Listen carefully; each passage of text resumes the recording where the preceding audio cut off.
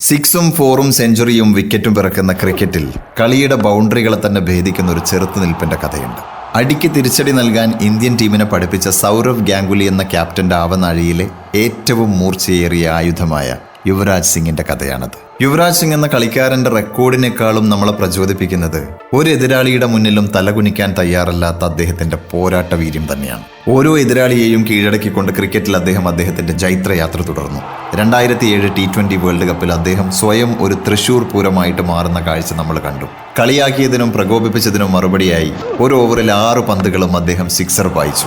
12 ബോളിൽ അർദ്ധ സെഞ്ചുറി എന്നൊരു ചരിത്രവും അന്നവിടെ പിറന്നു. അങ്ങനെ അദ്ദേഹത്തിന്റെ കരിയറിൽ ഏറ്റവും മികച്ചു നിൽക്കുന്ന സമയത്തും ഒരിക്കലും സങ്കല്പിക്കാൻ പോലും കഴിയാത്ത വിധത്തിൽ അദൃശ്യനായ ഒരു എതിരാളി ഒളിഞ്ഞു നിൽക്കുന്നുണ്ടായിരുന്നു. ശക്തമായ സ്ട്രോക്കുകൾക്ക് പേരുകേട്ട ആ മനുഷ്യന്റെ ജീവിതത്തിലേക്ക് അദ്ദേഹത്തിന്റെ ജീവിതം തന്നെ ശിഥിലമാക്കാൻ കഴിവുള്ള ഒരു അതിഥി കടന്നു വന്നു: ക്യാൻസർ. പക്ഷെ പോരാട്ടം ഒരു ശീലമാക്കിയ ആ മനുഷ്യൻ തലകുനിക്കാൻ തയ്യാറായില്ല. ക്രിക്കറ്റിലെ എതിരാളികളോട് കാണിക്കുന്ന അതേ പോരാട്ട വീര്യത്തോടു കൂടി തന്നെയാണ് അദ്ദേഹം ക്യാൻസറിനെയും നേരിട്ടത്. പക്ഷെ അദ്ദേഹത്തിന്റെ പോരാട്ടം രോഗത്തോട് മാത്രമായിരുന്നില്ല, സെൽഫ് ഡൗട്ടിനോട്, ആങ്സൈറ്റിയോട്, ഭാവിയിൽ എന്തായിത്തീരുമെന്ന അൺസർട്ടേണിറ്റിയോട്. ഗ്രൗണ്ടിൽ അദ്ദേഹത്തിന്റെ കളി കണ്ട് ഗാലറിയിൽ ആരാധകരെ കൈയടിക്കുമ്പോഴും യുവരാജ് ഉള്ളിലൊരു നിശബ്ദ പോരാട്ടത്തെ അഭിമുഖീകരിച്ചു കൊണ്ടിരിക്കുകയായിരുന്നു. 2011 വെസ്റ്റ് ഇൻഡീസിനെതിരെയുള്ള മാച്ചിൽ അദ്ദേഹം ഗ്രൗണ്ടിൽ ബ്ലഡ് വൊമിറ്റ് ചെയ്തു. അമ്പയർ കളി നിർത്താൻ ആവശ്യപ്പെട്ടെങ്കിലും അദ്ദേഹം അതിന് തയ്യാറായില്ല.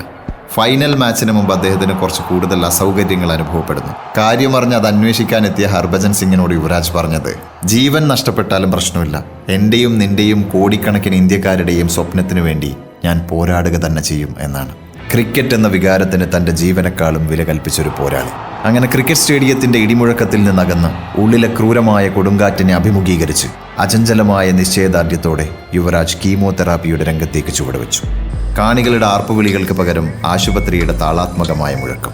പക്ഷെ അപ്പോഴും ക്രിക്കറ്റ് ബാറ്റ് അദ്ദേഹത്തിന് മറ്റൊരു തരത്തിലുള്ള ഇച്ഛാശക്തിക്ക് വഴിയൊരുക്കി. ഉള്ളിലുണ്ടായിരുന്ന ഭയം പതുക്കെ ധൈര്യത്തിന് വഴിമാറി. നോൺ സ്ട്രൈക്കർ എൻഡിൽ നിശ്ചയദാർഢ്യം യുവിയോടൊപ്പം പാർട്ട്ണർഷിപ്പ് ഒരുക്കി. അങ്ങനെ യുവരാജ് സിംഗ് എന്ന ക്യാൻസർ യോദ്ധാവ് സർവ്വതും കീഴടക്കിയ ഒരു ചക്രവർത്തിയുടെ തലയെടുപ്പോടെ നിരാശയുടെ നിഴലിൽ നിന്നും പ്രചോദനത്തിന്റെ വെളിച്ചത്തിലേക്ക് ചുവടുവെച്ചു. അദ്ദേഹത്തിന്റെ കഥ ഈ ലോകത്തെ ആകമാനം പ്രചോദിപ്പിച്ചു. സച്ചിൻ ക്രിക്കറ്റിന്റെ ദൈവമാണെങ്കിൽ യുവി മാലാഖയായിരുന്നു, ചെറുത്തുനിൽപ്പിന്റെ മാലാഖ.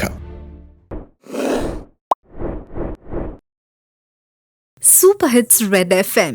കേൾക്കൂ കേട്ടുകൊണ്ടേയിരിക്കൂ.